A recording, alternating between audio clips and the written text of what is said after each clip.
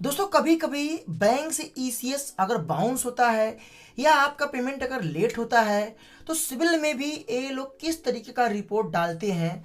आज इस वीडियो में आपको हम दिखाने वाले हैं। सिविल की ऑफिशियल साइट से सिविल स्कोर इंक्रीज होने का नाम नहीं ले रहा है और सामने वाले पर्सन का बताना है कि हमारे हमारे अकाउंट से कुछ प्रॉब्लम हुआ था, हमारा पैसा डेबिट हुआ था, ऐसा वैसा कुछ दिक्कत है। हम सिविल स्कोर चेक करके आपको हम सब कुछ बताते हैं। तो आप पहले हम लॉग इन करते हैं। आप लोग सो प्लीज़ वीडियो को कंटिन्यू करते रहना और वीडियो को लाइक करके वीडियो को सब्सक्राइब कर देना और इस वीडियो को पूरा देखते रहना।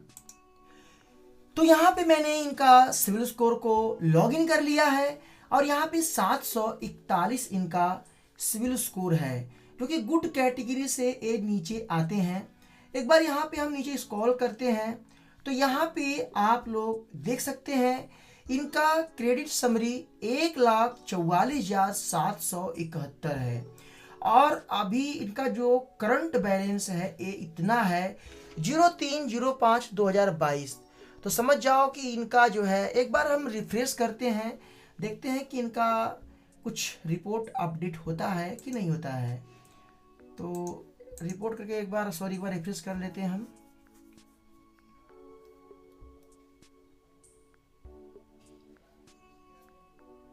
तो रिफ्रेश करने से कुछ खास फर्क नहीं पड़ा है, इनका वही है और इनका करंट बैलेंस भी उतना ही बता रहा है। अब यहाँ पे हम एक बार देखते हैं इनका सिविल स्कोर के बारे में। तो इनकी जो सिविल स्कोर है, आप लोग थोड़ा से ध्यान देना कि 736 मात्र 1 पॉइंट, 737 मात्र 1 पॉइंट, 738 मात्र 1 पॉइंट, 739 मात्र 1 पॉइंट। 739 के बाद इनका 2 पॉइंट इंक्रीज हुआ, अब इनका 741 हुआ।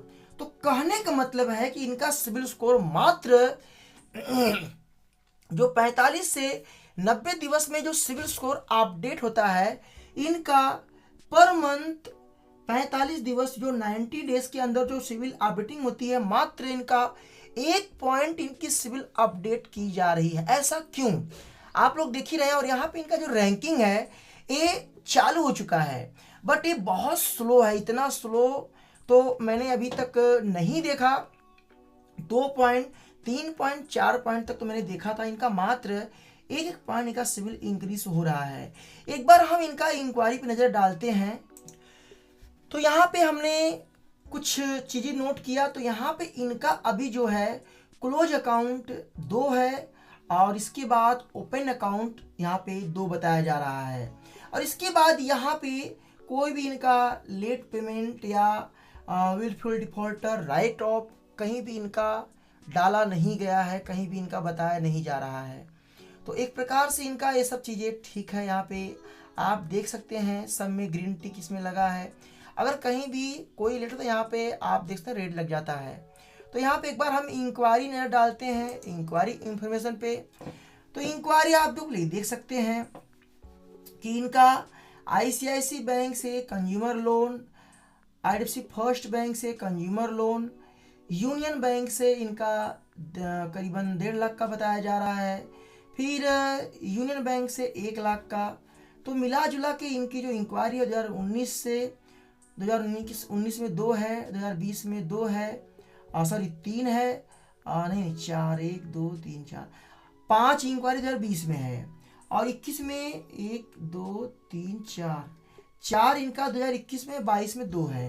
तो इंक्वायरी इनका करीबन 1 2 3 4 5 6 7 8 9 10 11 12 13 से 14 इंक्वायरी इनका है। तो इतना खास डिफरेंस नहीं है और इतना एक हिसाब से इनका साल में इतना कम इंक्वायरी है, टोटल इतना कोई दिक्कत नहीं है। एक बार इनका हम नज़र डालते हैं अकाउंट इंफॉर्मेशन पे, फिर दिखाते हैं कि वहाँ पे क्या दिक्कत है और आपको हम बताएंगे कि कहाँ से गलती कर रहे हैं। तो यहाँ पे हम आ चुके हैं, यहाँ पे अकाउंट इंफॉर्मेशन पे क्लिक करते हैं और यहाँ पे आप लोग देख सकते हैं कि इनके जो लोन है 2 लोन इनके क्लोज हुए हैं। होम क्रेडिट कंज्यूमर डुबर लोन है। हमें लगता है कि ये मोबाइल लिए होंगे। इसके बाद यहाँ पे इनका आईसीआईसी बैंक से कंज्यूमर ड्यूरेबल लोन चल रहा है और एक यूनियन बैंक ऑफ इंडिया से मुद्रा लोन चल रहा है।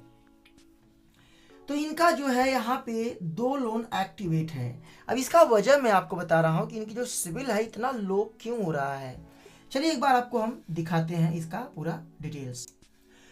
तो यहाँ पे आप लोग ध्यान दीजिएगा, ये जो 1,41,771 इनका बता रहा है अमाउंट, ये अमाउंट इनका जो इनकम स्रोत है, कहीं ना कहीं इनके इनकम स्रोत से ये जो अकाउंट है काफ़ी हद तक हाई जा रहा है। इसकी वजह से इनका जो हिस्ट्री है वो, इनका जो सिविल रिपोर्ट है वो इंक्रीज तो हो रहा है बट कहीं ना कहीं बहुत स्लो हो रहा है।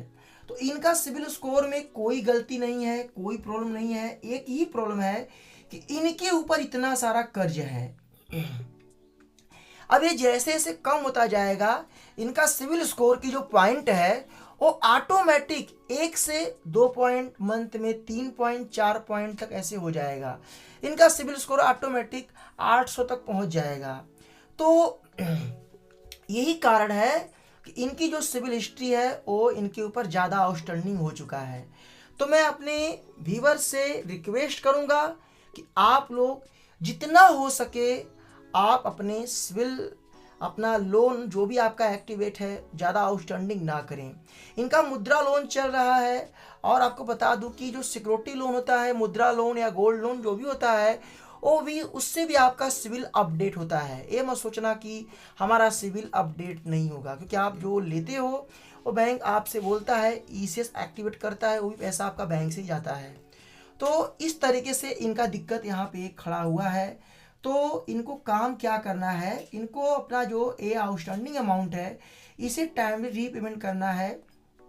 ये जैसे जैसे कम होगा, इनकी जो सिविल की रिपोर्टिंग है, जो इनका इंक्रीज होने का सिस्टम है, अभी तो 1 पॉइंट से हो रहा है, इनका 2-2, 3-3 पॉइंट होना चालू हो जाएगा। तो अगर आप मेरे वीडियो को देख रहे हैं तो मैं आपसे रिक्वेस्ट करता हूं कि आप ये अमाउंट को कम करें। अगर मान लो आपने अमाउंट पे किया है, अपडेट कंपनी वाले नहीं किया है, बैंक वाले, तो आपको करना ये है कि जिस कंपनी से आपका लोन है या जिस बैंक से लोन है, आपको उनको रिपोर्ट करना है, बताना है और डिस्प्यूट भी यहाँ से करके साथ ही आपको आरबीआई को एक कंप्लेंट फॉर्म या तो ईमेल सबमिट कर देना है। आपकी जो प्रॉब्लम है वो दूर हो जाएगा। बाकी अभी के लिए आपका जो सिविल है वो रैंक कर रहा है बट आपका 1 पॉइंट इंक्रीज होगा। यहाँ पे देख सकते हैं कि जून, जुलाई, सितंबर, अक्टूबर, इसके बाद नवंबर, दिसंबर से ये रैंकिंग में जा चुके हैं।